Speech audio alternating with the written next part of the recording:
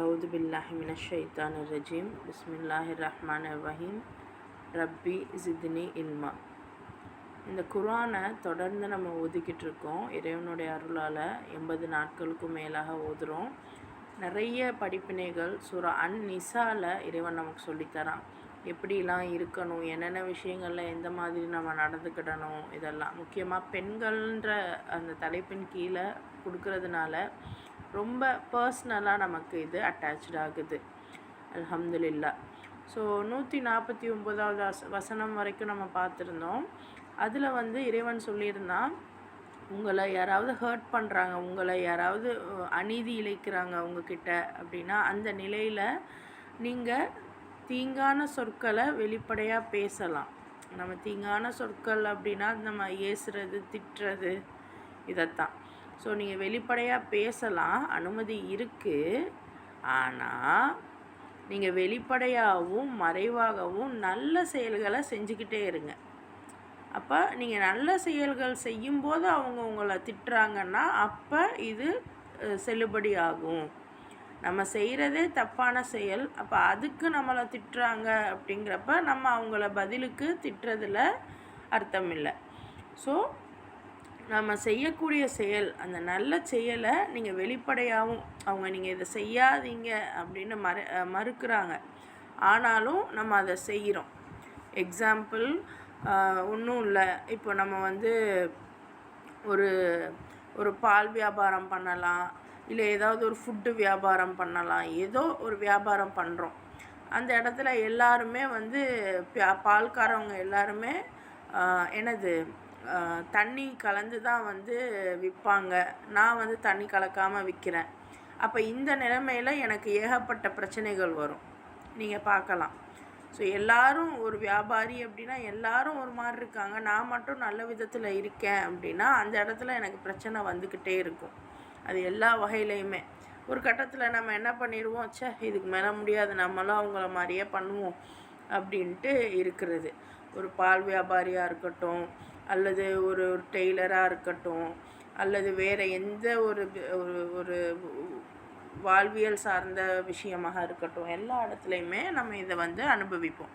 ஆனால் அல்லாஹ் சொல்கிறான், இந்த மாதிரி நிலையிலையும் எவ்வளோ அவங்க சொற்கள் எவ்வளோ உங்களுக்கு அநீதி இழைக்கப்பட்டாலும் நீங்கள் நல்ல செயல்களை வெளிப்படையாகவும் மறைவாகவும் செய்துக்கிட்டே இருங்க.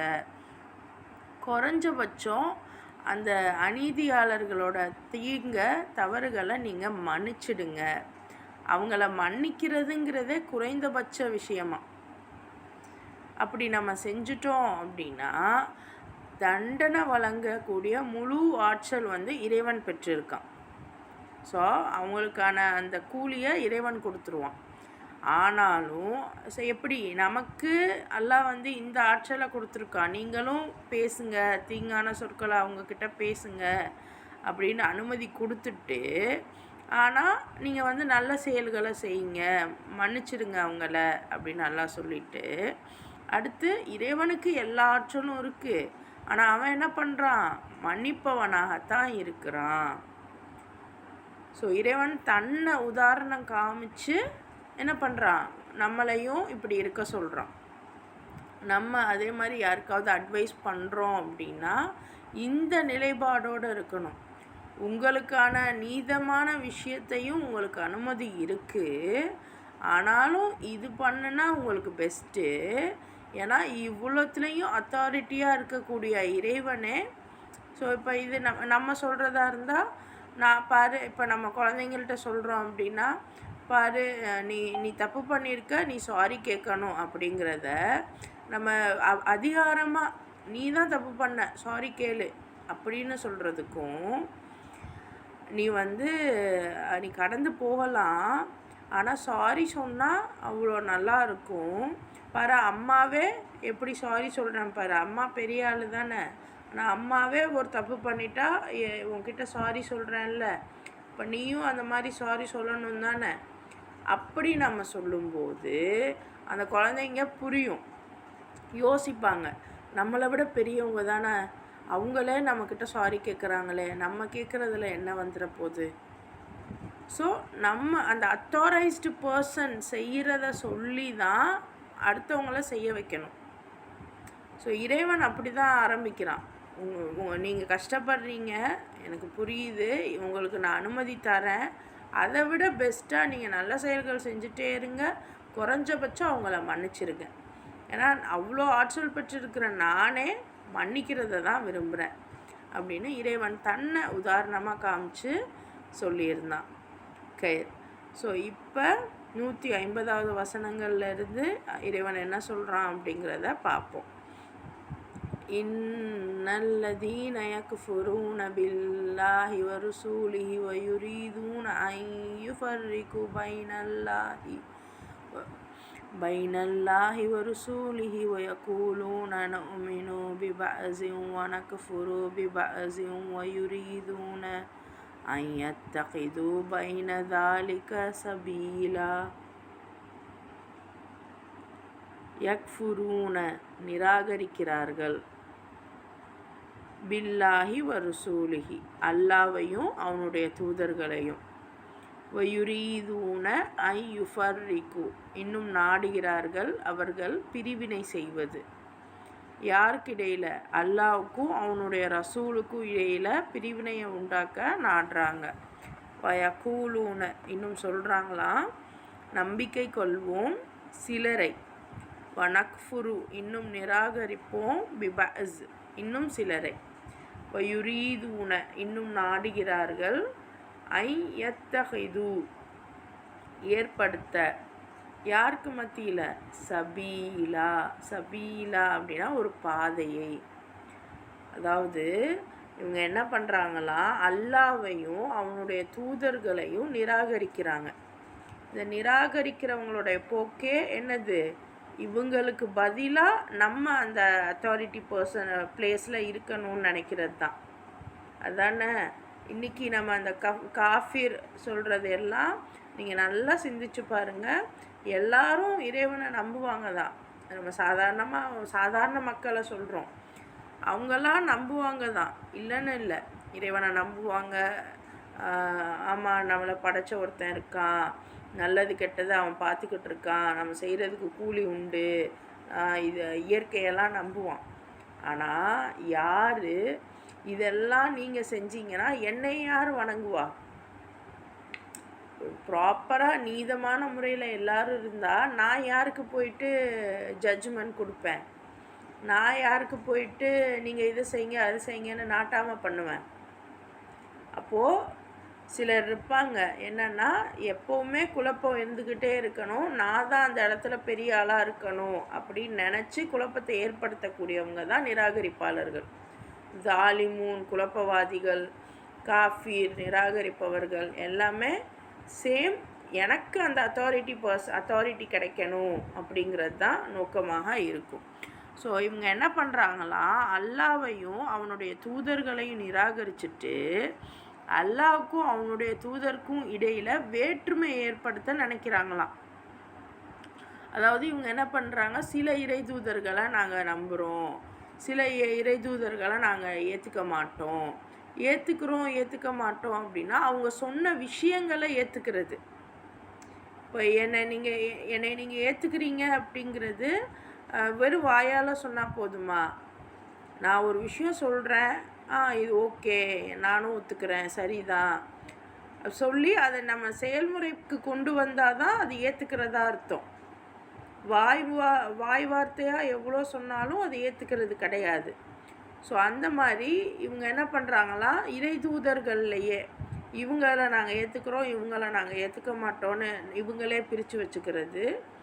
அப்புறம் என்ன பண்ணுறாங்களா, இறை நம்பிக்கைக்கும் நிராகரிப்புக்கும் இடைப்பட்ட ஒரு வழியினை அமைத்திட விரும்புகிறார்கள். இன்றைக்கி நம்ம நினச்சிக்கிட்டு இருக்கோம்ல, அதாவது உலக கல்வி வேறு, மார்க்க கல்வி வேறு அப்படின்னு ஒரு நடுவில் ஒரு பாதையை போட்டு நம்ம போய்கிட்டு இருக்கோம் இல்லையா? அந்த பாதையை யார் அமைச்சது? அப்படி யோசிங்க. நம்ம பாதையில் போய்கிட்டு இருக்கோம், பட் அமைச்சது யார்? அந்த அத்தாரிட்டி யார்? நம்ம எந்த அத்தாரிட்டியை ஃபாலோ பண்ணுறோம்? அப்படி யோசித்தா நம்ம மற்றவங்களை போய் காஃபிர்னு சொல்லிக்கிட்டு இருக்க மாட்டோம், சாதாரண ஆட்களை போய் காஃபிர்னு சொல்லிக்கிட்டு இருக்க மாட்டோம். சாதாரண ஆட்களை காஃபின்னு சொன்னதுனால நிறைய பேர் என்ன சொல்கிறது, அதுக்கப்புறம் நம்ம கிளாஸ்க்கே வரலை. என்ன இவங்க ஹிந்துவெல்லாம் வந்து காஃபின்னு சொல்லக்கூடாது சொல்கிறாங்க அப்படின்ட்டு கூட வரலை. நம்ம என்ன சொல்கிறோம் அப்படின்னா, அவங்களுடைய நம்பிக்கைகள், அவங்களுடைய இது வேறு, அது அவங்களுடைய தனிப்பட்ட பர்சனல் விஷயம். அதில் போயிட்டு நம்ம தலையிட தேவையில்லை. ஆனால் நமக்கு ஒரு பாதையை ஒருத்தவங்க உருவாக்கி வைக்கிறாங்க, அதைத்தான் நம்ம ஃபாலோ பண்ணுறோம். அந்த ஆத்தரைஸ்டு பர்சன் யாருன்னு தேடி பாருங்கங்கிற.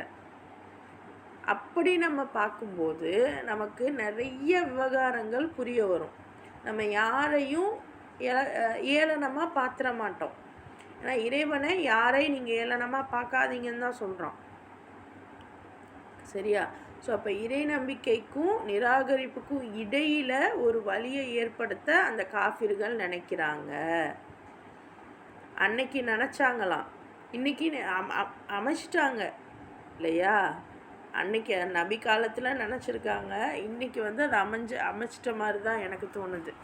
உங்களுக்கும் எப்படி நீங்கள் உங்கள் மைண்ட் செட் எடுத்துக்கிறீங்களோ, எப்படி உங்கள் மனதில் என்ன சொல்ல வருதோ, உங்களுக்கு என்ன தோணுதோ அதுவும் சரியாகத்தான் இருக்கும். ஏன்னா இது குரான் பொறுத்த வரைக்கும் ஒரு ஃபார்முலா தான். ரைட், அடுத்த ஆயத்து பாருங்கள். உலாஇக ஹுமுல் காஃபிரூன ஹக்கா வஅதத்னா லில் காஃபிரீன அதாபம் முஹீனா. இப்போ அவங்க தான் உண்மையில் அப்பட்டமான நிராகரிப்போர் ஆவர். இந்த நிராகரிப்பாளர்களுக்கு இழிவுபடுத்தும் தண்டனையை நாம் தயார் செய்து வைத்திருக்கிறோம். பாருங்கள், அந்த நிராகரிப்பாளருக்கு எல்லாம் டெஃபினேஷன் ப்ராப்பராக ஒவ்வொரு இடத்துல எக்ஸ்ப்ளனேஷன் கொடுத்துக்கிட்டே இருக்கான். இப்போ யார் இறைவனையும் இறை தூதர்களையும் பிரித்து பார்த்து நான் வந்து அதாவது நேர்வழிக்கும் வழிகேடுக்கும் நடுவில் ஒரு பாதையை ஏற்படுத்துகிறேன் அப்படின்னு ஏற்படுத்தி நம்மளாக ஒரு புதிய விஷயத்துக்குள்ளே உள்ளே போகிறோமோ, ஏன் போகணும்? எல்லாரும் போகிற பாதை இல்லாமல் நானாக ஒரு பாதையை ஏன் க்ரியேட் பண்ணணும்? ஏன்னா அப்போ தான் அந்த பொசிஷன் எனக்கு வரும். நான் இறைவனுடைய அந்த லீடிங் பொசிஷன் எனக்கு வரும். நான் சொல்கிறத தான் நீங்கள் கேட்பீங்க. அதுக்காகத்தான் இந்த காஃபிர்கள் என்ன பண்ணுறாங்க? ஸோ அந்த தஜ்ஜால்ன்ற மீனிங்கே அதுதான். என்னுடைய பாதையை நீங்கள் பின்பற்றணும், அதுதானே தஜ்ஜாலுடைய அந்த அஜெண்டாவாக இருக்குது. அப்போது இந்த மாதிரி நாங்கள் சிலரை ஏற்போம், சிலரை ஏற்றுக்க மாட்டோம், சிலரை நிராகரிப்போம், நாங்களாக ஒரு வழியை அமைச்சிக்கிடுவோம், இப்படின்னு யார் பண்ணுறாங்களோ அவங்க தான் காஃபீர். அவங்க தான் வழிகேட்ட ரொம்ப என்ன சொல்கிறது, அவங்கள வந்து இழிவுபடுத்தும் தண்டனை அவங்களுக்கு தயாராக இருக்குது. இதை கேட்கும்போது நம்மளும் ஒரு சைடு, நீங்கள் பொலிட்டிக்கலாக சோஷியலாக பார்க்கும்போது அந்த கார்ப்பரேட்டை யோசிங்க, தஜ்ஜாலை யோசிங்க. வீட்டுக்குள்ளே நம்ம பர்சனலாக யோசிக்கும்போது நம்மளை யோசிங்க, நம்ம ஃபேமிலியில் நம்ம யாராக இருக்கோம். ஒருத்தருக்கு ஒருத்தர் பிரிவினையை ஏற்படுத்தி நான் எனக்குன்னு ஒரு வழியை ஏற்படுத்தி என்னையவே என்கிட்டயவே எல்லாருமே கேட்குற அளவுக்கு நான் வச்சுக்கிறேன்னா, மற்றவங்கள பிரித்து விட்டு நான் போய் பஞ்சாயத்து பண்ணிக்கிட்டு இருக்கேன்னா, அங்கே குடும்பத்துக்குள்ளே கலகம் பண்ணுறேன்னா, அப்போ பண்ணுறேன் அப்படின்னா அந்த இடத்துல இறைவனுடைய நிராகரிப்பாளர் அப்படிங்கிற கேட்டகரியில் நானும் வந்துடுறேனே அப்படின்னு நம்மளை செக் பண்ணணும். இன்னும் அந்த ஆளுமைகளை செக் பண்ணணுமே ஒழிய மற்ற மனிதர்களை நம்ம செக் பண்ணிக்கிட்டு இருக்க வேண்டிய அவசியம் இல்லை. அடுத்த ஆயத்து பாருங்கள். வல்லதீன ஆமனு பில்லாஹி வரசூலிஹி வலம் யுஃபர்ரிகு பைன அஹதிம் மின்ஹும் உலாஇக சௌஃப யூதீஹிம் உஜூரஹும் வகானல்லாஹு கஃபூரர் ரஹீமா. ஆனால் எவர்கள் அல்லாஹ்வையும் அவனுடைய தூதர்கள் அனைவரையும் நம்பி தூதர்களுக்கிடையே வேற்றுமை பாராட்டவும் இல்லையோ அவர்களுக்கு அவர்களின் கூலிகளை நிச்சயம் வழங்குவோம். மேலும் அல்லாஹ் அதிக மன்னிப்பு வழங்குபவனும் கருணை ஸோ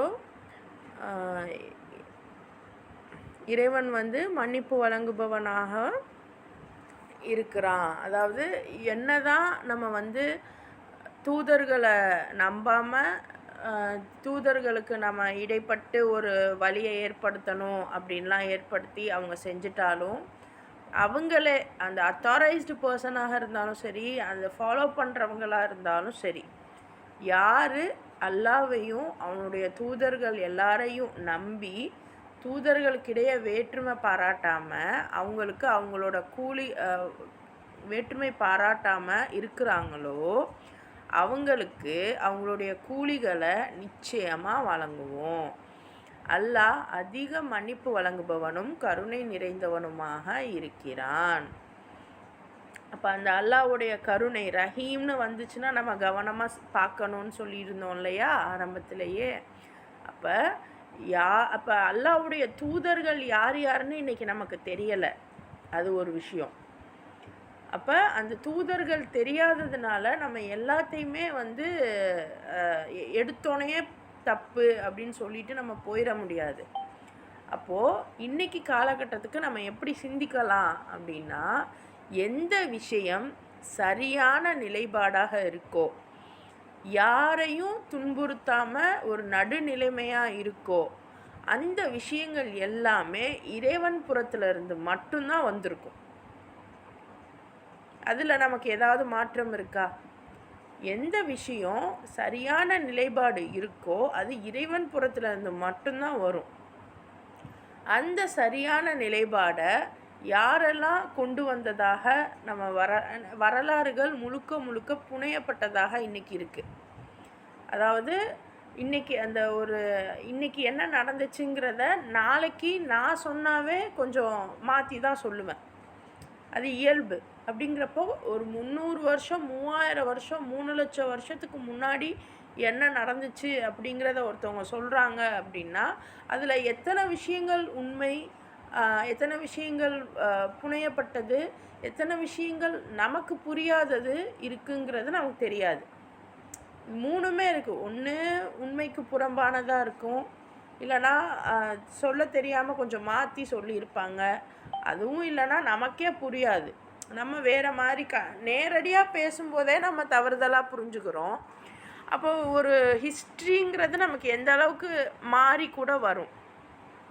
ஸோ அதனால் எதையுமே தெரிஞ்சிக்காமல் அதை நம்ம போய் அதை பற்றி தெரிஞ்சிக்கவே தேவையில்லை அப்படிங்கிற ஒரு நிலைப்பாடுக்கு வந்துடாதீங்க. நிறைய குரான் இன்றைக்கி நம்ம நல்லபடியாக ஆரம்பிச்சிருக்கோம். குரானோடு சேர்த்து நிறைய என்னென்ன நமக்கு கிடைக்குதோ எல்லாமே நீங்கள் ஃபஸ்ட்டு பாருங்கள். குரானை இன்றைக்கி நம்ம எல்லாம் சேர்ந்து பார்க்குறோம். அதை தாண்டி நீங்கள் உங்கள் லைஃப்பில் எந்தெந்த விஷயங்கள் நீங்கள் அணுகுறீங்களோ முதல்ல அதை காது கொடுத்து கேளுங்க. அது எந்த மாதிரியான நிலைப்பாடுன்னு சிந்திங்க. அது சரி, உங்களுக்கும் எனக்கும் அதாவது நமக்கும் மற்றவங்களுக்கும் இந்த உம்மத்துக்கும் இந்த சொசைட்டிக்கும் அது சாதகமாக இருக்கா பாதகமாக இருக்கா? எல்லாத்துக்குமே சாதகமாக இருக்குது அந்த திட்டம் அப்படின்னா அது நிச்சயமாக இறைவனின் புறத்துலேருந்து வந்த ஒரு விஷயம்தான். இல்லை ஒருத்தருக்கு மட்டும் அது சாதகமாக இருக்குது, இன்னொருத்தவங்க அது யாராக வேணா இருக்கட்டும், இன்னொருத்தவங்களை அது இழிவுபடுத்துது, அதை கஷ்டப்படுத்துது, நீதமே இல்லாமல் அநீதி இழைக்கப்படுது அப்படின்னா அது ஷைத்தான் புறத்துலேருந்து வந்தது தான். உலகத்தில் இது ரெண்டு மட்டும்தான் இருக்கும். ஸோ கரெக்டாக தப்பாங்கிறத அலசி ஆராயிறதுக்கு தான் அதுக்காக தான் இறைவன் நமக்கு 6வது சென்ஸும் கொடுத்துருக்கான். ஸோ அப்படி யார் அல்லாஹ்வையும் அவனுடைய தூதரையும் நம்பி தூதர்களுக்கிடையே எந்த வேற்றுமையும் பாராட்டாமல் இருக்கோமோ அவங்களுக்கு அல்லாஹ் கூலியை கொடுப்பான். கண்டிப்பாக அவன் கருணை நிறைந்தவனாக இருக்கான் அப்படிங்கிறத அல்லாஹ் அழகாக சொல்லிட்டான். இப்போ அடுத்த ஆயத்து பாருங்கள். يسألك أهل الكتاب أن تنزل عليهم كتابا من السماء فقد سألوا موسى أكبر من ذلك فقالوا أرنا الله جهرة فأخذتهم الصاعقة بظلمهم சும்மத்தஹதுல் இஜ்ல மிம்பஅதி மா ஜாஅத்ஹுமுல் பையினாத்து ஃபஅஃபௌனா அன் தாலிக் வஆத்தைனா மூசா சுல்தானம் முபீனா. ஸோ நபியே, வேதம் அருளப்பட்டவர்கள் எழுதப்பட்ட நிலையில் ஒரு வேதத்தை வானத்திலிருந்து தங்கள் மீது இறக்கி வைக்குமாறு இன்று உம்மிடம் கேட்கிறார்கள். எனில் உண்மையில் இவர்கள் மூசாவிடம் இதைவிட கொடூரமான கோரிக்கை விடுத்திருந்தார்கள். அவரிடமோ அவர்கள் அல்லாவை எங்களுக்கு வெளிப்படையாக காட்டுவீராக என்று கூறியிருந்தனர். இவ்வாறு அவர்கள் அக்கிரமமாக நடந்து கொண்டதால் திடீரென அவர்களை ஒரு பேரிடி தாக்கியது. பிறகு அவர்களுக்கு தெளிவான சான்றுகள் வந்த பின்னரும் பசுவின் கன்றை தங்களுக்கு தெய்வமாக்கி கொண்டார்கள். அதனையும் நாம் மன்னித்தோம். நம் மூசாவிற்கு தெளிவான கட்டளையை வழங்கினோம். பாருங்க, அதாவது நபிக்கு இந்த வேதம் அருளப்பட்டவர்கள் என்ன பண்ணுறாங்களாம், ரொம்ப பிரச்சனை கொடுத்துக்கிட்டே இருக்காங்க. ஸோ இந்த இடத்துல வேதம் அருளப்பட்டவர்கள் அப்படின்னு வரும்போது யூதர்களும் கிறிஸ்துவர்களும் தான் நமக்கு தெரியும். ஏன்னா அன்னைக்கு காலகட்டத்தில் அவங்க தான் இருந்தாங்க அப்படின்னு நம்ம வரலாறுகளில் பார்க்குறோம். ஏன் மேபி அதை சுற்றி வேறு எந்தெந்த குலங்கள் இருந்தாங்க, எந்தெந்த கோத்திரத்தவர்கள் இருந்தாங்கன்னு நமக்கு தெரியாது. நம்ம ஹிஸ்ட்ரியில் பார்த்த வரைக்கும் இதுதான். ஆனால் நம்ம இது மட்டும்தான் நடந்திருக்குமா அப்படின்னா அதை தாண்டி வேறு எவ்வளவோ நடந்திருக்கலாம். நமக்கு அது தெரியலை, அது மறைவாக இருக்குது, அவ்வளோதான். ஸோ இவங்க இந்த வேதம் அருளப்பட்டவர்கள்ன்றது இந்த டைமில் இந்த யூதர்களை குறிக்குது. ஏன்னா இப்போ யூதர்களை பற்றி தான் இறைவன் பேச போகிறான். ஸோ அந்த டைமில் அங்கே நியர்பையில் இருந்தது யூதர்கள் தான். வரலாறு பார்க்கும்போது நமக்கு தெரியுது யூதர்கள் தான். ஸோ இவங்க என்ன பண்ணுறாங்க, நீங்கள் வானத்திலிருந்து ஒரு வேதத்தை உங்களுக்கு இறக்கி வைக்க சொல்லுங்கள். அதாவது வஹி வருது. அதாவது இப்போ என்னென்னா நியூஸ் வந்துக்கிட்டே இருக்குது, நம்ம பேப்பரில் எழுதிக்கிட்டே இருக்கோம், பேப்பரில் அச்சடிச்சுக்கிட்டே இருக்கோம். இந்த கேட்டகரியை இவங்க என்ன பண்ணுறாங்க, நியூஸ் பேப்பரையே மேலேருந்து எங்களுக்கு கீழே போட சொல்லுங்கள். அது என்ன செய்தி உங்களுக்கு வருது, நீங்கள் நியூஸ் பேப்பர் அச்சடிக்கிறீங்க, அது செட் ஆகாது, மேலேருந்தே கீழே போட சொல்லுங்கள் அப்படிங்கிற நிலைப்பாடை அவங்க கேட்குறாங்க. ஆனால் அல்லாஹ் சொல்கிறான், இவங்க இப்படி உங்ககிட்ட கேட்குறாங்க, உண்மையிலேயே இவங்க மூசா கிட்ட இதை விட மோசமான ஒரு கோரிக்கையை வச்சாங்க. அவங்க அல்லாஹ், அதாவது இவங்களாவது நியூஸ் பேப்பரை தான் தூக்கி போட சொன்னாங்க. அப்போ உள்ள மக்கள், மூசா அலைஹிஸ்ஸலாம் கிட்ட இருந்த மக்கள் என்ன பண்ணுறாங்க, அந்த நியூஸ் பேப்பர் யார் பண்ணுறா அந்த எடிட்டரை வர சொல்லுங்கள், எடிட்டரையே நான் பார்க்கணும் அப்படிங்கிறாங்க. அப்படி மாதிரி அல்லாவே நான் பார்க்கணும், அல்லாவே நீங்கள் வர சொல்லுங்கள் அப்படிங்கிறாங்க. இவங்க யார், இவங்க கூப்பிட்டா இறைவன் இவங்களை பார்க்கணுமா? சிம்பிள், ஒரு சாதாரண மக்கள் நியூஸ் பேப்பரோட எடிட்டரை கூப்பிட்டா அவர் பார்ப்பாரா? அந்த ஓனரை கூப்பிட்டா இவங்க கூப்பிட்டாங்கன்றதுக்காக பார்ப்பாரா? மாட்டார். என்ன உங்களுக்கு என்ன அத்தாரிட்டி இருக்குது? நான் தான் அத்தாரிட்டி பர்சன். சாதாரண மக்களே இப்படி இருக்கும்போது இறைவன் எப்படிப்பட்டவன்? எல்லாருக்குமே அத்தாரிட்டி யார்? அவன்தான். ஸோ அப்போ அவனையே இந்த மாதிரி அவனை எங்களை பார்க்க சொல்லுங்கள், அல்லாவை எங்களுக்கு வெளிப்படையாக காமிங்க அப்படின்னு சொல்லியிருக்காங்க. இப்படி அக்கிரமமாக அவங்க பேசினதுனால அல்லாஹ் ஒரு பேரிடியை அனுப்பி அவங்கள தாக்கியிருக்கான். அது எவ்வளோ ஒரு பெரிய இடி அவங்கள முற்றிலுமாக தாக்கியிருக்கு. இடி அப்படிங்கிறது ஒரு சாதாரண விஷயம் இல்லை. ஸோ நமக்கு அந்த வரலாறுமே தெரியும். இவங்க போய் இறைவனை பார்க்க மூசா அலைஹிஸ்ஸலாம் கூட்டிகிட்டு போவாங்க. வேறு வழி இல்லை, இவங்க இப்படி பண்ணுறதுனால. போனால் ஒரு சின்ன அந்த ஒரு இடினால் இவங்க அப்படியே மூர்ச்சி ஆயிடுவாங்க. அந்த மலையே தூளாக ஆனதாகவும் நம்ம வரலாறுகளில் பார்க்க முடியுது. ஸோ அந்த தான் அல்லாஹ் சொல்கிறான், இடியை நாங்கள் அனுப்பி உங்களுக்கு தெளிவான சான்றை கொடுத்தோம். சான்றுனா அத்தாட்சி, ஒரு பனிஷ்மெண்ட்டு எல்லாமே குறிக்கும். ஸோ படிப்பினை. அப்பவும் இவங்க என்ன பண்ணாங்க, பசுவோட கண்ணுக்குட்டியை தங்களுக்கு தெய்வமாக்கிக்கிட்டாங்க. அதையும் கூட நம்ம மன்னிச்சோம். மூசாவுக்கு தெளிவான கட்டளையை நாம் கொடுத்தோம். ஸோ இங்கே அதிகமாக நமக்கு வந்து இன்றைக்கி சொசைட்டியில் எவ்வளோ பேர் இருந்தாலும் இஷ்யூ வந்து பார்த்திங்க அப்படின்னா யூதர்கள் வழியாகவும் கிறிஸ்துவர்கள் வழியாகவும் இது ரெண்டத்துக்கும் நடுவில் ஓநாய்களாக சில கூட்டம் இருக்குது. இவங்க வழியாகவும் தான் இன்றைக்கி நம்ம பிரச்சனையை பார்க்குறோம். ஆனால் இதை தாண்டி நிறைய விஷயங்கள்லாம் இருக்குது. நமக்கு அதெல்லாம் ஃபோக்கஸ்டாக காமிக்கலை. குரான்லையும் இது 3 மட்டும் காமிச்சிருக்கிறதுனால மற்றதெல்லாம் இல்லைன்னு அர்த்தம் இல்லை. நமக்கு அது தெரியலை, அதை நம்ம ஒத்துக்கணும். நம்மளுடைய அறியாமையை நம்ம ஒத்துக்கிட்டு தான் ஆகணும். ஸோ இப்போ மூசாவை பற்றி எல்லாம் பேசுகிறான். மூசாவுக்கு நம்ம தெளிவான கட்டளையை கொடுத்தோம் அப்படின்னும் சொல்கிறான். மூசாவை எந்தெந்த ஆட்கள் ஃபாலோ பண்ணுறாங்கன்னு இன்றைக்கி உங்களுக்கும் தெரியாது, நமக்கும் தெரியாது. மூசாவை ஃபாலோ பண்ணுறவங்களுக்கே தெரியாது நம்ம மூசாவை தான் ஃபாலோ பண்ணுறோன்னு. அந்த அளவுக்கு இன்றைக்கி குளறுபடியில் தான் நம்ம இருக்கோம். அதனால நம்ம யாரையும் எடுத்தோனையே இவங்க சரி இவங்க தப்புன்னு நம்மளால் சொல்லிட முடியாது. ஸோ முதல்ல அவங்களுடைய இதிலேருந்து நம்ம பார்க்க கற்றுக்கிடணும். ஸோ அப்போ அதை பார்க்க கற்றுக்கிடணுன்னா முதல்ல நம்மளை நாம் அந்தளவுக்கு ஸ்டடி பண்ணிக்கிடணும். அப்போன்னா தான் நம்மளால் அவங்களுக்கு ஏதாவது பண்ண முடியுமே ஒழிய அதுக்கு முன்னாடி நம்ம இஷ்டத்துக்கு யாரையும் எந்த ஃபத்வாவும் கொடுத்துட முடியாது. ஸோ மூசாவுக்கு அல்லாஹ் சொல்கிறான், நான் தெளிவான கட்டளையை, தெளிவான ஆயத் அப்படின்னா அத்தாட்சி, கட்டளை, ரூல்ஸு, ரெகுலேஷன்ஸு எல்லாமே கட்டளை தான். நான் தெளிவாக நான் சொல்லியிருக்கேன். இவங்க அது அவ்வளோ வந்தும் இவ்வளோ அழிச்சாட்டியம் பண்ணாங்க, நான் தண்டனையும் கொடுத்தேன், அப்படி இருந்தும் நான் மன்னிச்சேங்கிறதையும் அல்லாஹ் சொல்கிறான். அப்போனா அந்த அளவுக்கு நபியை வந்து அவங்க அப்படியே டார்ச்சர் பண்ணியிருக்காங்க. இது எப்படி எங்களுக்கு இது அத்தாட்சியை கொடு, அந்த அத்தாட்சியை கொடு. எவ்வளோ தெளிவாக அத்தாட்சி வந்தாலும் இவங்க இப்படி தான் பண்ணுவாங்க. இன்றைக்கி நமக்கு வந்து நம்மளுக்குள்ளேயே கேட்டுக்கிறோம். இப்போ நம்மளுக்குள்ளேயே ஏகப்பட்ட பிரிவினைகள் இருக்குது. ஷியா சுன்னின்றதை தாண்டி இன்றைக்கி நம்ம தமிழ்நாடுக்குள்ளே எவ்வளோ ஜமாத்துகள் இருக்குது. எனக்கு சொல்ல தெரில. ஆனால் ஏகப்பட்டது ஷாஃபி, ஹனஃபின்னு அது ஒரு பக்கத்து போகுது. சுன்னத்து, தௌஹீது, இது ரெண்டும் எனக்கு தெரிஞ்சு. ஆனால் இது இல்லாமல் நிறைய ஜமாத்துகள் சொல்கிறாங்க. ஸோ ஒருத்தருக்கு ஒருத்தர் நம்மளே வந்து முரண்பட்டுக்கிறோம்.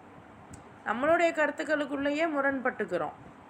அதுலேயே நமக்கு ஒரு ப்ராப்பர் இது இல்லை. நம்மளே இவங்க தனின்னு சொல்லி நமக்குள்ளே ஒரு பாதையை ஏற்படுத்திக்கிறோம். ஸோ இறைவன் நம்ம அனைவரையும் அந்த மாதிரியான விஷயங்கள்லேருந்து காப்பாற்றி அருள்வானாக.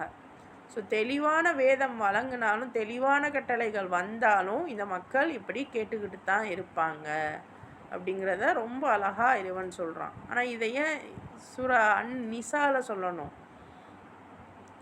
ஏன்னா நமக்கும் நம்ம எவ்வளோ தெளிவாக விஷயங்களை நம்ம எடுத்து சொன்னாலும், வீட்டு விஷயங்களாக இருக்கட்டும், எங்கேயுமே எவ்வளோ நம்ம எக்ஸ்பிளைன் பண்ண நினச்சாலும் சிலர் இப்படி தான் இருப்பாங்க. அது இறைவன்கிட்ட தான் நம்ம விட முடியுமே ஒழிய நம்ம ஒன்றும் பண்ண முடியாது. ஸோ அந்த இதைத்தான் நம்ம வந்து புரிஞ்சுக்கணும். ஏன்னா அன்னிசால இதை சொல்கிறான். அப்போ இதெல்லாம் நம்ம வீட்டு விவகாரங்களில், நம்மளுடைய குடும்ப விவகாரங்களில், ஏரியா விவகாரங்களில் நம்ம எப்படி பொருந்தி பார்க்கணும். இதைத்தான் நம்ம வந்து கல்வின்னு சொல்லணும்.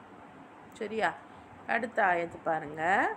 وَرَفَعْنَا فَوْقَهُمُ الطُّورَ بِمِيثَاقِهِمْ وَقُلْنَا لَهُمُ ادْخُلُوا الْبَابَ سُجَّدًا وَقُلْنَا لَهُمْ لَا تَعْدُوا فِي السَّبْتِ وَأَخَذْنَا مِنْهُمْ مِيثَاقًا غَلِيظًا. இப்போ இன்னும் தூர்மலையை அவர்களுக்கு மேல் உயர்த்தி இக்கட்டளைக்கு கீழ்ப்படியுமாறு அவர்களிடம் வாக்குறுதி வாங்கினோம். அதான் அல்லாவை நாங்கள் பார்க்கணும் அப்படின்னு சொல்லி போகும்போது அந்த மலையவே அவங்க தலைக்கு மேலே உயர்த்தி, நான் சொல்கிறதுக்கெலாம் நீங்கள் வந்து கட்டுப்படணும் அப்படின்னு அல்லாஹ் வாக்குறுதி வாங்கியிருக்கான். அப்போ அவங்க என்ன பண்ணுறாங்க? தலை தாழ்த்தியவாறு வாயிலில் நுழையுங்கள் என்று நாம் அவர்களுக்கு கட்டளையிட்டோம். விஷயம், அதாவது இந்த யூதர்களை நம்ம சூரா இதில் பார்த்தோம் இல்லையா, அல்பக்கராலையும் அல் இம்ரான்லையும் பார்த்தோம். இந்த யூதர்களுக்கு அல்லாஹ் அவ்வளோ விஷயங்களை கொடுத்து ஒரு இடத்துக்கு கூட்டிகிட்டு போவான். அவ்வளோ மண்ணு சல்வாலாம் கொடுத்து மேகத்தெல்லாம் நிழலிட வச்சு எவ்வளோ சலுகைகளை கொடுத்து அவங்கள கூட்டிக்கிட்டு போவான். ஸோ அந்த மாதிரி போயிட்டு இவங்களை என்ன பண்ணுறான், தூர் மலையவே அவங்க தலைக்கு மேலே உயர்த்தி வச்சுக்கிட்டு நான் சொல்கிறதெல்லாம் நீங்கள் செய்யணும் அப்படின்னு சத்தியம் வாங்கிட்டு தான் அல்லாஹ் வந்து அவங்கள அந்த பிளேஸ்க்குள்ளே உள்ளே அனுப்ப போகிறான். அந்த பிளேஸ் தான் பலஸ்தீன். ஸோ இவங்க நீங்கள் சூரா யூசுஃப் பார்த்தீங்கன்னா தெரியும், இவங்க பலஸ்தீன்லேருந்து ஈஜிப்துக்கு இதாவாங்க, ஷிஃப்ட் ஆவாங்க பஞ்சம்னால். திருப்பி அப்போ அந்த ஈஜிப்துலேருந்து பலஸ்தீனுக்கு திருப்பி அவங்களோட ஊருக்கே அவங்க வராங்க. ஸோ ஏன் அவங்க வராங்க அப்படின்னா, இறைவன் வந்து ஒவ்வொன்றுத்துக்கும் ஒரு காரணமோடு தான் இருப்பான். காரணம் இல்லாமல் எதையுமே செய்ய மாட்டான். ஒரு ஊருக்குள்ளே வராங்கன்னா அவங்களுக்கு ஒரு ஒப்பந்தம் வாங்கி உள்ளே அனுப்புகிறான். என்னது, நான் என்ன சொல்கிறேனோ அதை நீங்கள் செய்யணும். லைக் ஒரு வேலையாட்களை உள்ளே கூட்டிகிட்டு போகிறான். நம்ம எத்தனை இது பார்க்குறோம், ஒரு வேலையாட்களை உள்ளே கூட்டிகிட்டு போகிறான் அப்படின்னா அவனுக்கு வேண்டிய வேலைகளை அங்கே அவங்க செய்யணும். ஆனால் அதுக்குன்னு அவங்க அந்த வேலை மட்டும்தான் செய்வாங்களா? ஆனால் அவங்களுக்கான வசதிகளையும் அவங்க ஏற்படுத்தி கொடுப்பாங்க. ஸோ இன்றைக்கி நம்ம சொசைட்டிஸ்லாம் பார்க்குறோம் இல்லையா, அந்த ஒர்க்கர்ஸ் எம்ப்ளாயீஸ் இருக்காங்கன்னா எம்ப்ளாயர்ஸ்க்காக நம்ம என்ன பண்ணுறாங்க, ஸ்கூல்ஸு காலேஜ் அங்கே இருக்காது, பட் ஸ்கூல் இருக்கும், பார்க் இருக்கும், நல்ல வீடுங்க இருக்கும். ஸோ அவங்களுக்கு தேவையானதையும் அங்கே வந்து அந்த கவர்மெண்ட்டு கட்டி கொடுக்குது இல்லையா. ஸோ அந்த மாதிரி இறைவன் அவனுடைய சட்டத்திட்டங்களை, அவனுடைய அந்த வாழ்க்கை வரைமுறைகளை இவங்களை வச்சு ஒரு எடுத்துக்காட்டாக அந்த உலகத்துக்கே காமிக்கணும் அப்படின்னு முதல்ல இவங்களைத்தான் உள்ளே கூப்பிட்டு போகிறான். யார்? யூதர்களை. இப்போ இவங்களை கூட்டிகிட்டு போகும்போது அல்லாஹ் சொல்கிறான், ஃபஸ்ட்டு விஷயமே வாக்குறுதி வாங்கிட்டு இந்த நுழைவாயிலுக்குள்ளே நீங்கள் போங்க, இந்த வாசல் வழியாக நீங்கள் போங்க, ஆனால் தலையை தாழ்த்திட்டு போங்க அப்படின்னு கட்டளையிட்டிருக்கான். அடுத்து சப்து, சனிக்கிழமை விதியை மீறாதீர்கள் என்றும் நாம் அவர்களுக்கு கூறினோம். மேலும் இவ்விஷயத்தில் திடமான வாக்குறுதியையும் அவர்களிடம் நாம் வாங்கினோம். பாருங்கள், அந்த 2 விஷயம், ஒன்று தலையை தாழ்த்திட்டு உள்ளே போங்க, அதே மாதிரி சனிக்கிழமைகளில் விதியை மீறாதீங்க அப்படின்னு 2 வாக்குறுதியை வாங்கியிருக்கான். ஸோ இந்த இடத்துல அல்லாஹ் வந்து யூதர்கள்னு சொல்லலை. பாருங்கள், நல்லா பாருங்கள், மூசாவுடைய ஆட்கள். ஸோ மூசாவுடைய ஆட்களை பற்றி சொன்னால் அடுத்து இங்கே வந்து தூர்மலையை அந்த மூசாவுடைய ஆட்கள் அப்படின்னு தான் சொல்லிகிட்டு இருக்கான். இன்னும் யூதர்கள்னு இங்கே எதுவுமே பேச்சு வரலை. நல்லா பாருங்கள்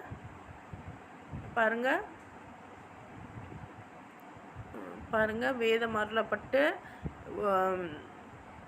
அவர்கள் உன்னிடம் கேட்கிறார்கள் தான் வருது. இன்னும் இந்த இடத்துல யூதர்கள்னே வரல. ஏன் நான் அதை குறிப்பிட்றேன் அப்படின்னா, நமக்கு இன்றைக்கி யூதர்கள்னு சொல்லப்படுது, பட் அல்லாஹ் இங்கே வந்து யூதர்கள்னு பெக்குலியராக சிலரை சொல்கிறான். ஆனால் இவங்க வந்து அஹ்லுல் கிதாப்னா வேதத்தை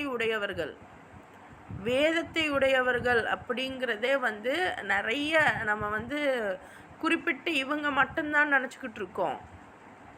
அதாவது வேதமே பார்த்திங்கன்னா 4 வேதம் நமக்கு தெரிஞ்சிருக்கு இல்லையா. என்னென்ன? இது தௌராத்து, ஜபூரு, இஞ்சில், குரானு. அந்த தௌராத்து எது, ஜபூர் எது, இஞ்சில் எது, இதெல்லாம் யார் ஃபாலோ பண்ணுறா? இஞ்சில் மட்டும்தான் நமக்கு தெரியுது. இஞ்சில் பைபிளாக மருவி இருக்குது, ரைட்டு. அப்போ தௌராத் ஜபூர்லாம் என்ன, அதெல்லாம் யார் ஃபாலோ பண்ணுறா நமக்கு தெரியுமா? தெரியலை. நம்மளோட அறியாமையை நம்ம ஒத்துக்கிட்டு தான் ஆகணும். ஸோ அப்போ அந்த ஆட்களில் யாராக வேணால் இருக்கலாம். ஸோ இதை யூதர்கள்னு மட்டும் நம்ம சொல்ல முடியாது. இதை ஃபாலோ பண்ணுற யாராக வேணால் இருக்கலாம், அது யாரும் இருக்கலாம், ரைட். ஸோ தலையை தாழ்த்தி போங்க, சனிக்கிழமைகளில் விதியை மீறாதீங்க அப்படின்னு சொல்லி தான் இறைவன் அனுப்புகிறான். சரியா? அடுத்த ஆயத்து பாருங்க. ஃபபிமா நக்ஸிஹிம் மீசாகஹும் வ குஃப்ரிஹிம் பி ஆயாத்தில்லாஹி வ கத்லிஹிமுல் அம்பியா பிகைரி ஹக்கிம் வ கௌலிஹிம் குலூபுனா குல்ஃப் பல் தப அல்லாஹு அலைஹா பி கஃப்ரிஹிம் ஃபலா யுமினூன இல்லா கலீலா. அவர்கள் தம் வாக்குறுதியை மீறியதாலும் அல்லாவின் வசனங்களை நிராகரித்ததாலும் இறை தூதர்கள் பலரை நியாயமின்றி அவர்கள் கொலை செய்ததாலும் மற்றும் எங்களுடைய உள்ளங்கள் உரைக்குள் நன்கு பாதுகாக்கப்பட்டிருக்கின்றன என்று கூறியதாலும் அவர்களை நாம் சபித்தோம். உண்மை என்னவெனில் அவர்களின் நிராகரிப்பின் காரணமாகவே அவர்களின் உள்ளங்கள் மீது அல்லாஹ் முத்திரை வைத்து விட்டான். எனவே அவர்கள் மிக குறைவாகவே நம்பிக்கை கொள்கிறார்கள். சுபஹானல்லாஹ். ஸோ இவங்க இப்போ யூதர்கள்னு அல்லாஹ் சொல்லலை, அல்லாஹ் வேதம் கொடுக்கப்பட்டவர்கள்னு பேசுகிறான். ஸோ வேதம் கொடுக்கப்பட்டவர்களை பற்றி பேசும்போது அவங்க இந்த 2 வாக்குறுதி தான் அல்லாஹ் சொல்லியிருக்கான். தலையை குனிஞ்சு போங்க, சனிக்கிழமைகளில் ப்ராப்பராக இருந்துக்கோங்க. ஆனால் இது 2த்தையுமே இவங்க மீறிட்டாங்க. மீறினதுனாலையும் இன்னும் அல்லாஹ்வுடைய வசனங்களை நிராகரிச்சிட்டாங்க. இப்போ மீறுறாங்க, நிராகரிக்கிறாங்கன்னா அதுக்கு ஒரு காரணம் இருக்கும்ல. எந்த ஒரு செயலுமே ரீசன் இல்லாமல் நடக்காது. இப்போ இவங்க ஏன் நிராகரிக்கணும், ஏன் மீறணும் அப்படின்னா, அல்லாஹ் சொன்ன மாதிரி செஞ்சால் எங்களுக்கு ஃபாய்தா இருக்காது, எங்களுக்கு பலன் இருக்காது அப்படின்னு இவங்க நம்பினதன் விளைவு. அப்போ ஏன் இவங்களுக்கு ஃபாய்தா ஏன் வேணும், அப்போ என்ன இவங்களுடைய நிலைப்பாடு அப்படின்னா, எனக்குன்னு நான் ஒரு அத்தாரைஸ்டாக, எனக்கு அந்த அத்தாரிட்டி வேணும். காஃபிர், ஷைத்தான் எல்லாத்துக்கும் ஒரே கனெக்டிவிட்டி என்ன அப்படின்னு பார்த்தீங்கன்னா, எனக்கு அத்தாரிட்டி வேணும், எனக்கு பவர் வேணும். பவர் இறைவனுக்கு தானே உரியது. சஜ்தா பண்ணுங்கன்னு தான் சொன்னான் ஆதம்க்கு.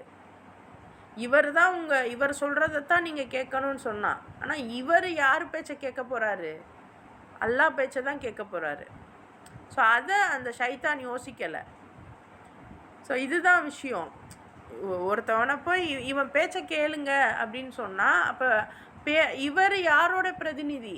அல்லாஹ்வுடைய பிரதிநிதி. அப்போ டைரெக்டாக நான் அல்லாஹ்வோட பேச்சு தானே கேட்க போகிறேன். இதில் எனக்கு என்ன வந்துச்சு? ஆனால் எனக்கு பவர் இல்லைல்ல இப்போ. அதனால தானே ஷைத்தான் பவருக்காக தானே சண்டை போட்டான். அதே தான் நிராகரிப்பு ஏன் வருது அப்படின்னா, எனக்கு அந்த பவர் வேணும். அப்படி நினைக்கிறது தான் உண்மையான காஃபிர், உண்மையான கஃபர். சரியா? அப்போ அல்லாஹ்வுடைய வசனங்களை இவங்க நிராகரித்ததுனாலையும் இறை தூதர் பலரை நியாயமே இல்லாமல் கொலை செஞ்சுருக்காங்க. அல்லாஹ் ரொம்ப தெளிவாக சொல்லிட்டான். பல இறை தூதர்கள் அவங்கக்கிட்டையும் வந்திருக்காங்க. அப்போ அவங்கக்கிட்டையும் வந்திருக்காங்கன்னா தே மே ஹாவ் மோர் என்ன சொல்கிறது, நிறைய குட் நாலேஜஸும் அவங்கக்கிட்ட இருக்கும். ஏன்னா இறை தூதர்கள் வந்தால் அவங்க நிறைய போதனைகள் கொடுத்துருப்பாங்க. இப்போ ஒரு குழுவில் ஒரு நிறைய பேர் கொலை செஞ்சுருந்தாலும் ஒரு குறிப்பிட்ட சின்ன பேராவது இந்த இறை தூதர்களை ஃபாலோ பண்ணியிருப்பாங்க, அல்லது அவங்களுடைய நல்லுபதேசங்களை எழுதி வச்சுருப்பாங்க, ஏதாவது பண்ணியிருப்பாங்க. ஸோ அவங்களெல்லாம் இவங்க கொலை செஞ்சுருக்காங்க. இன்னும் இவங்க என்ன சொல்கிறாங்களாம், எங்களோட ஹார்ட் ரொம்ப அப்படியே பத்திரமா பூட்டப்பட்டிருக்கு அப்படின்னு சொல்கிறாங்களாம். ஆனால் அல்லாஹ் சொல்கிறான், உண்மையிலேயே அவங்கள நாம் சபித்தோம். அவங்க நிராகரித்ததன் காரணமாக அவங்க உள்ளங்கள் மீது அல்லாஹ் முத்திரை வச்சிட்டான். அதனால அவங்க மிக குறைவாகத்தான் நம்பிக்கை கொள்கிறாங்க. ஸோ நம்ம யோசிக்கணும். நம்ம விஷயங்களை ஆராய முடியாமல் குருட்டுத்தனமாக எதையாவது நம்புகிறோம் அப்படின்னா, ஒருவேளை நம்ம ஹார்ட்டும் இறைவன் முத்திரை வச்சிட்டானோ அப்படின்னு யோசிக்கணும். ஏன்னா ஒவ்வொரு விஷயமும் இறைவன் சொல்கிற விஷயங்களை நம்ம முதல்ல ஒத்துக்கிட்டு தான் ஆகணும். நம்ம அறியாமையில் இருக்கோம், நமக்கு எதுவுமே தெரியலை. இப்போ தான் கொஞ்சம் கொஞ்சமாக பார்க்குறோம். அப்போ பார்க்குறோன்றப்போ இதெல்லாம் வந்து நம்ம ஏற்றுக்கிறோமா? ஃபஸ்ட்டு பார்க்குறதுக்காவது நம்ம முயற்சி பண்ணுறோமா? பார்த்து அதை புரிஞ்சு அதுக்கப்புறம் தான் அது சரியாக தப்பான்னு நம்ம சொல்ல முடியும். அதுக்கு முன்னாடியே நம்ம வந்து ஒரு விஷயத்த தப்பு, நான் பார்க்கவே மாட்டேன்னு ஒதுக்குறதுங்கிறது முத்திரை வைக்கிறது. இறைவன் நம்ம செய்கிற தவறின் காரணமாக தான் முத்திரை வைக்கிறான். குறைவாகத்தான் நம்பிக்கை கொள்கிறாங்க. ஆனால் கண்டிப்பாக இந்த உலக வாழ்க்கைங்கிறது கத்தி மேலே நடக்கிற மாதிரி தான் இருக்கும். சரின்னு தோணும், சரி மாதிரியே இருக்கும், ஆனால் தவறாக இருக்கும். தவறு மாதிரியே இருக்கும், ஆனால் சரியாக இருக்கும். ஏன்னா இறைவன் சொன்ன மாதிரி தஜ்ஜாலுடைய பீரியடில் இதுதான் நியதி, இப்படி தான் இருக்கும்னு அல்லா டைரெக்டாக அல்லாஹ் சொன்னதா, அதாவது அல்லாவும் குரான்லேயும் ஹிண்ட்டு கொடுத்துட்டா, நபியும் சொல்லிட்டாங்க. ஸோ நம்ம இருக்கிற காலம் அப்படி தான் இருக்குது. பட் அதை நான் ஃபஸ்ட்டு ஒத்துக்கிறணும்ல. எனக்கு கண் தெரியாது அப்படின்னு நான் ஒத்துக்கிட்டா மட்டும்தான் அட்லீஸ்ட் நான் வேறு ஒரு குச்சியவாவது எடுத்து அதை வச்சு நான் நடந்து போக முடியும். எனக்கு கண்ணெலாம் தெரியும் அப்படின்னு தெரியாத கண்ணை தெரியும்னு நினச்சிக்கிட்டு இருந்தால் நமக்கு ஒளி கிடைக்காது. ஸோ இந்த விஷயம் அந்த முத்திரை வைக்கிறதுங்கிறது இதுதான். என்கிட்ட இருக்கிற விஷயத்த நான் ஒத்துக்கிறதுங்கிறதே ஒரு சரியான நிலைப்பாடு.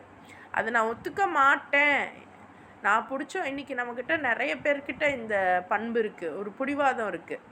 அது சரி தப்புன்னெலாம் தெரியாது. நான் ஒரு விஷயம் சொன்னால் அதுதான் சரி, எனக்கு தெரிஞ்சவங்க எனக்கு பிடிச்சவங்க இது சொல்லியிருக்காங்க, இதுதான் சரி, அதை ஆராயவும் மாட்டேன், எதுவும் பண்ண மாட்டேன், அப்படியே ஏற்றுக்கிடுவேன். அது முத்திரை வைக்கப்பட்டது. ஸோ கவனமாக நீங்கள் எவ்வளோக்கு எவ்வளோ சிந்திக்கிறீங்களோ அவ்வளோக்கு அவ்வளோ உங்கள் முத்திரைகள் திறக்கப்படும். அதுதான் விஷயம். அடுத்த ஆயத்து பாருங்கள். வபி குஃப்ரீஹிம் வ கௌலீஹிம் அலா மரியம புஹுதானன் அசீமா. மேலும் அவர்கள் தம் நிராகரிப்பில் எல்லை மீறி விட்டதனாலும் மரியம் மீது பெரியதொரு அவதூறை அவர்கள் கூறியதாலும் அவர்களை நாம் சபித்தோம். அவங்க என்ன பண்ணிட்டாங்களாம், இந்த நிராகரிப்போட எல்லை ரொம்ப மீறிடுச்சு. அல்லாஹ் சொன்ன ஒவ்வொரு விஷயத்தையும் அவங்க செய்யவே இல்லை, எல்லாத்தையுமே அப்படியே மீறுறாங்க. நாங்கள் ஏன் இது பண்ணோம், நாங்கள் ஏன் தலை தாழ்த்தி போகணும், நாங்கள் ஏன் வந்து சனிக்கிழமைகளில் அந்த விதிகளை கரெக்டாக நாங்கள் ஃபாலோ பண்ணணும். ஸோ அதெல்லாம் இவங்க ஃபாலோ பண்ணாமல் ரொம்ப மீறிக்கிட்டே வந்தாங்க. கடைசியாக மரியம் மீதே வந்து ஒரு பெரிய அவதூறை அவங்க சொல்லிட்டாங்க. அதனால் நாம் அவங்கள சபித்தோம்.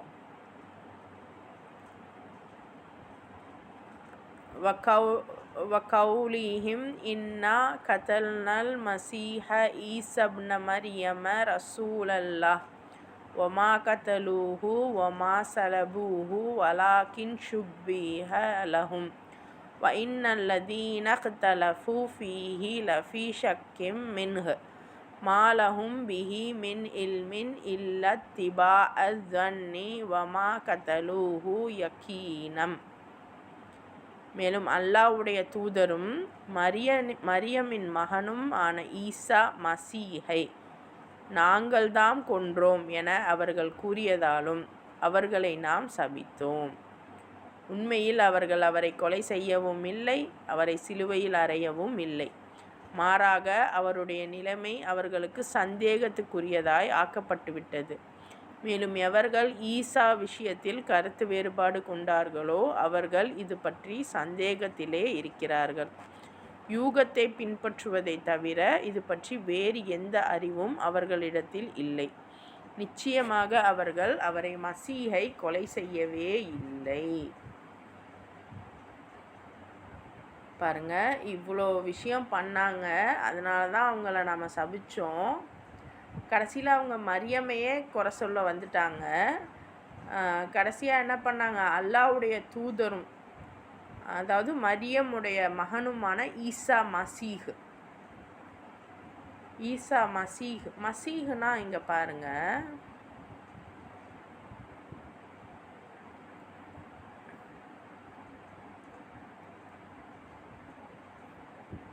மசீஹ்,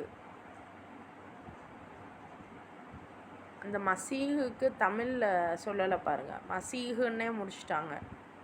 ஆனால் மசீஹுக்கு வேறு பேர் வரும். ஒரு நல்ல ஒரு தெளிவான ஒரு அர்த்தம் இருக்குது. ஏன்னா மசீஹ், மசாயா இதெல்லாம் தமிழ் இவங்க சொல்லுவாங்க, கிறிஸ்துவர்கள் சொல்லுவாங்க மசாயா அப்படி சொல்லுவாங்க. ஸோ ஈசா மசீஹை நாங்கள் தான் கொன்னோம் அப்படின்னு அவங்க சொல்லிக்கிட்டு இருக்காங்க. அதனாலையும் அல்லாஹ் சபிச்சிருக்கான். உண்மையிலேயே அவங்க அவரை கொலை செய்யலை, அவங்க அவரை சிலுவையில் அறையவும் இல்லை. ஆனால் அவரை பற்றின நிலைமை இந்த கிதாபுடையவர்களுக்கு ஒரு சந்தேகமாகவே இருக்குது, சந்தேகத்துக்குரியதாகவே ஆகிருச்சு. மேலும் யார் ஈசா விஷயத்தில் கருத்து வேறுபாடு கொண்டாங்களோ அவங்க இதை பற்றி சந்தேகத்திலேயே இருக்காங்க. அவங்களுக்கு இன்னும் கிளாரிஃபையே இல்லை. அவங்க மேபி சொல்லிக்கிறாங்க நாங்கள் சாவடிச்சிட்டோம் அப்படின்லாம், ஆனால் அவங்க இன்னும் உறுதிப்பாடாக இல்லை. அவங்களுக்கு ஒரு சந்தேகமாகவே இருக்குது அந்த விஷயம். அப்போ யூகத்தை பின்பற்றுவதை தவிர இது பற்றி அவங்களுக்கு வேறு எந்த அறிவும் இல்லை. நிச்சயமாக அல்லாஹ் சொல்கிறான், நிச்சயமாக அவங்க மசீஹை கொலை செய்யலை. பர் ரஃபஅஹுல்லாஹு இலைஹ் வகானல்லாஹு அசீசன் ஹக்கீமா. மாறாக அல்லாஹ் அவரை தன் பக்கம் உயர்த்தி கொண்டான். அல்லாஹ் வலிமை மிக்கவனும் நுண்ணறிவாளனுமாக இருக்கிறான். ஸோ இவங்க இப்படி சொல்கிறாங்க, ஆனால் இவங்களை இறைவன் உயர்த்தலை. அதாவது இவங்க நினைக்கிற மாதிரி ஈசா சாகலை, அவரை இறைவன் உயர்த்திட்டான், தன் பக்கம் வச்சுக்கிட்டான். அல்லாஹ் வலிமை மிக்கவனும் நுண்ணறிவாளனுமாக இருக்கிறான். ஸோ இந்த ஆயத்துக்களை வச்சு நம்மளை பலவிதமாக குழப்பலாம். ஒன்று இல்லை அவர் செத்துட்டாரு தான், அவர் இறந்துட்டாரு, அவரை இறைவன் தன் பக்கம் வச்சுருக்காரு, இதை நீங்கள் நம்பினாதான் நீங்கள் முஸ்லீம் அப்படின்னு சொல்லிட்டும் சிலர் இருக்காங்க. மாஷா அல்லாஹ். பட் அதெல்லாம் ஒரு பக்கத்து இருக்கட்டும், இதெல்லாம் வீண் குழப்பங்கள் தான். ஆனால் இறைவன் சொல்லிட்டான் அவர் என் பக்கம் இருக்கார் அப்படின்னு சொல்லிட்டான். இதை விட ஒரு நுண்ணறிவாளன் யாரும் கிடையாது, அவன்தான் நுண்ணறிவாளன். ஸோ அவன் சொல்லிட்டான், நம்ம நம்பணும், அவ்வளோதான். இப்போ இந்த மாதிரி இந்த கேட்டகரிஸ் இருக்காங்கல்ல, இவங்களே ஒரு புத்தகம் எழுதுனா எப்படி இருக்கும்? அந்த மாதிரி ஒரு புத்தகத்தை தான் நான் எடுத்திருக்கேன்னு நினைக்கிறேன். மாஷா அல்லாஹ். இறைவன் எனக்கு இந்த தருணத்தில் சேம் இதே புத்தகத்தை வாசிக்க ஏன் நான் ஏற்பாடு பண்ணா அப்படின்னு தெரில. அண்ட் அதே விஷயந்தான் இப்போ குரான்லேயும் வருது. ஸோ இன்ஷா அல்லாஹ் நீங்கள் அந்த கிதாபுடையவர்கள், அந்த சனிக்கிழமைகளில் வரம்பு மீறினதுனால சபிக்கப்பட்டவர்கள், இவங்கெல்லாம் யார், இவங்களுடைய நிலை, இவங்க இந்த உலகத்துக்கு என்ன பண்ணாங்க அப்படின்னு அவங்களே ஒரு சுயசரிதை மாதிரி எழுதின மாதிரி ஒரு புத்தகம், சாப்பியன்ஸ் அப்படிங்கிற புத்தகம் நம்ம ஸ்ப்ளாஷ் ரீடிங் கிளப்பில் வாசிக்க போகிறோம் இன்ஷா அல்லாஹ். அண்ட் சேம் இவங்களுடைய ஹிஸ்ட்ரி தான் இருக்கும், ஒரு மனிதனுடைய ஹிஸ்ட்ரி அப்படிங்கிற மாதிரி அந்த புத்தகம் இருக்குது. பட் உண்மையிலேயே நம்ம குரானுடைய இல்மை கொண்டு அதை பார்க்கும்போது நிறைய விஷயங்கள் புரிபடும் இன்ஷா அல்லாஹ். ஸோ நீங்கள் அந்த வகுப்புலேயும் கூட கலந்துக்கிறலாம். மார்னிங் அதாவது காலையில் 10 to 11 அது இருக்கும். உங்களை வாசிக்க வச்சு உங்களோட ரீடிங் ஹேபிட்டையும் இன்பில்ட் பண்ணுவோம். அது வாசிக்க வச்சு அதனுடைய விஷயங்களையும் புரிஞ்சுக்கிட்டு இருப்போம். இது முழுக்க ஒரு சாதாரண புத்தகங்களை வாசிக்கிறோம். ஸோ அதனால் முழுக்க குரான் மாதிரி அப்படியே 100% கரெக்ட் விஷயங்கள் தான் இருக்கும் அப்படின்னு நம்ம சொல்ல முடியாது. பட் ஒரு ஓவர்வியூ நம்மளால் பார்க்க முடியும். ஸோ இன்ஷா அல்லாஹ் நீங்கள் அந்த சாப்பியன்ஸ் புத்தகத்தோட இதுலேயும் கலந்துக்கோங்க இன்ஷா அல்லாஹ். அதனுடைய டீட்டெயில்ஸும் நான் உங்களுக்கு ஷேர் பண்ணுறேன். நிச்சயமாக இது ரிலேட்டடாக வர்றதுனால அது அப்படியே மேட்ச் ஆகும். ஸோ அந்த அஹ்லுல் கிதாப் பற்றி தானே இப்போ பேசிக்கிட்டு இருக்கோம், வேதக்காரர்களை தானே பேசிக்கிட்டு இருக்கோம். நமக்கு தெரிஞ்ச வேதக்காரர்கள் யூதர்கள், கிறிஸ்துவர்கள் மட்டும்தான். ஆனால் இதை தாண்டி வேறு எந்த வேதக்காரர்கள் இருந்தாங்க அப்படிங்கிறத அந்த சாப்பியன்ஸ் புக்கில் நம்ம கொஞ்சம் தெரிஞ்சுக்கிடலாம் இன்ஷா அல்லாஹ். அல்ஹம்துலில்லாஹ். இன்ஷா அல்லாஹ் மீதி வசனங்களை நாளைக்கு நம்ம பார்க்கலாம். ஸோ இன்றைக்கான வகுப்பு உங்களுக்கு புரிஞ்சுதாம்மா? இதில் ஏதாவது உங்களுக்கு சந்தேகம் இருக்கு?